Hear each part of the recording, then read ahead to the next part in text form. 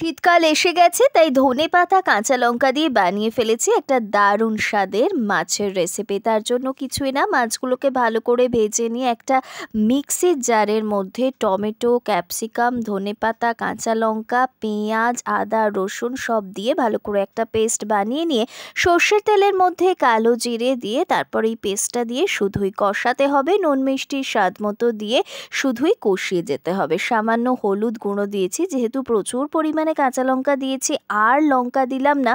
এরপরে দিয়ে দিয়েছি সেই মিক্সি ধোয়া জল। তেলটা মনে হচ্ছিল একটু কম, তারপর আরেকটু তেল দিয়ে ভালো করে কষিয়ে নিয়ে উষ্ণ গরম জল দিয়ে মাছগুলো দিয়েছি। বেশ খানিকটা ফুটে এলেই কিন্তু একেবারে তৈরি হয়ে যাবে অসাধারণ স্বাদের ধনেপাতা লঙ্কা দিয়ে দারুণ স্বাদের মাছ। গরম গরম ভাতের সাথে খেতে কিন্তু দারুণ লাগবে। তোমাদের ভিডিওটা কীরকম লাগলো অবশ্যই কমেন্ট করে জানাবে। চ্যানেলটা সাবস্ক্রাইব করে পাশে থাকবে।